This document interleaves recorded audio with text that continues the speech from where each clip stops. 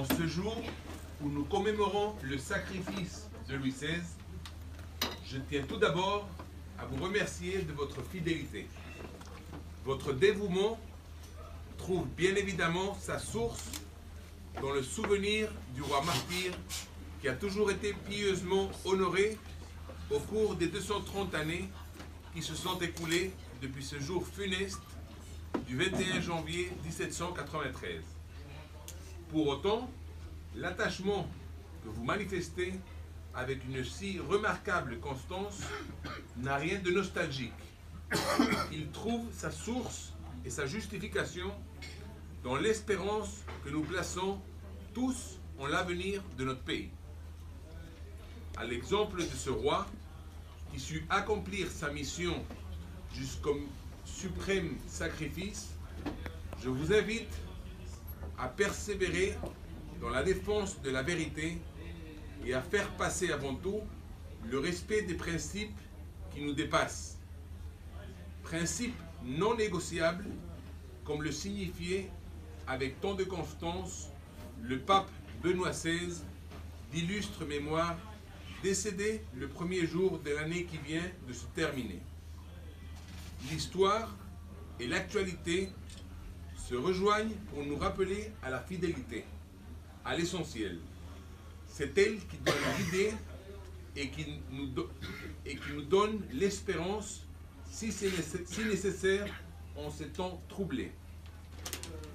En 2022, la France a connu des situations comme nous pensions ne plus avoir à les vivre. Notre pays a été soumis à des pénuries dans des domaines aussi vitaux que certains produits alimentaires ou certains médicaments. Son horizon s'ouvre sur des perspectives de restrictions en matière d'énergie. À ces mots s'ajoute l'insécurité grandissante et la hausse du coût de la vie. De tels fléaux ne fragilisent pas seulement les familles, ils révèlent la dissolution de notre souveraineté. Cet état de fait découle de décisions prises depuis des décennies sans considération ni du bien public ni du réel. Le mirage de la consommation effrénée, ajouté au relativisme et au reniement des valeurs les plus élémentaires, se révèle peu à peu au grand jour dans sa triste réalité. Malgré les cris d'alarme, autant que de détresse, que l'autisme politique n'a pas voulu entendre, la situation d'un nombre croissant de nos concitoyens s'est détériorée. Les pauvres sont encore plus pauvres. Certaines provinces sont de véritables déserts sociaux, économiques, sanitaires et bien sûr culturels. La crise s'est étendue et frappe toute la société, matériellement et spirituellement. Déjà, nous voyons s'annoncer des lois inhumaines qui mettront en péril l'existence même des plus âgés et des malades. Alimentées par la démagogie ou le souci de plaire à quelques groupes de pression, une telle politique trahit sa mission la plus haute. Exactement le contraire de ce qu'avait voulu montrer par son sacrifice le roi Louis XVI. À bien des égards, notre société est à reconstruire. L'exemple de ce que fut la royauté française et ses réussites peut servir de guide à tous les Français de bonne volonté qui voudront s'atteler à cette tâche immense. L'histoire nous montre que ces sursauts sont possibles quand l'espérance en est destinée commune reprend le dessus. Ce fut le cas après la guerre de Cent Ans, ce fut après les guerres de religion, ce fut lors de la Restauration, après les errements tragiques de la Révolution et de ses suites. Soucieux de son avenir, voulu et non subi, le peuple de France a toujours su retrouver son énergie et son esprit d'initiative et sa volonté. Or, au-delà du marasme et des crises, je constate que de nouvelles initiatives courageuses et positives se font jour dans de nombreux domaines.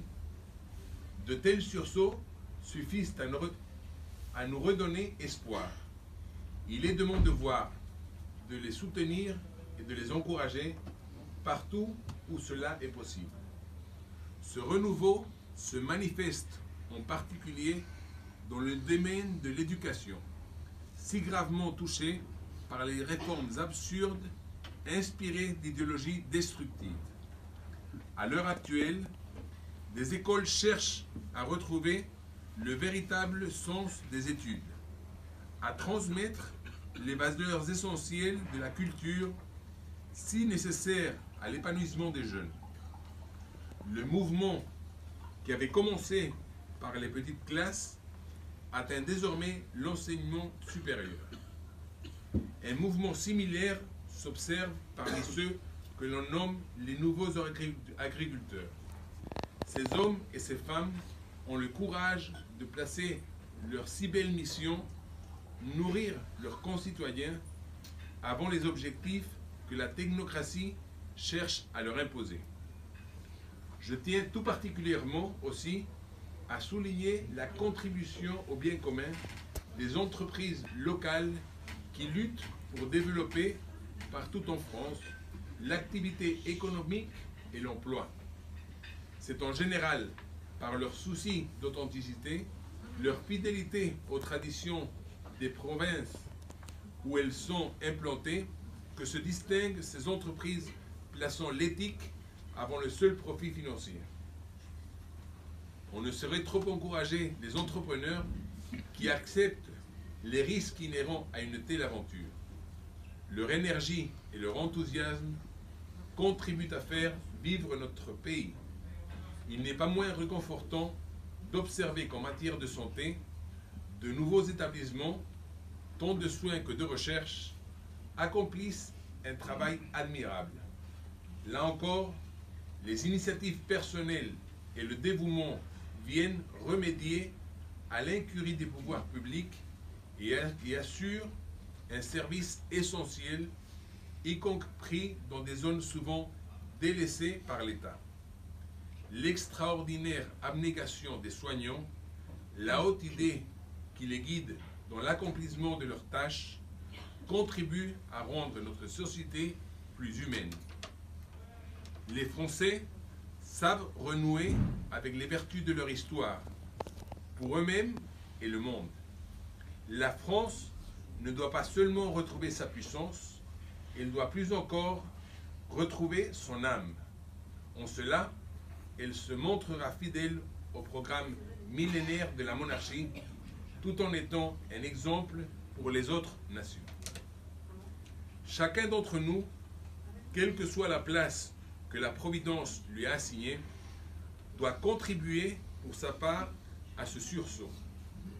Autant que possible, notre engagement pour le bien commun doit se manifester en toutes circonstances dans nos vies professionnelles aussi bien que familiales. La société ne se réformera que si nous savons prendre nos responsabilités, ce qui signifie pour les Français être fidèles aux promesses de leur histoire. Ainsi, nous serons fidèles au sacrifice du roi Louis XVI. Merci. Bravo.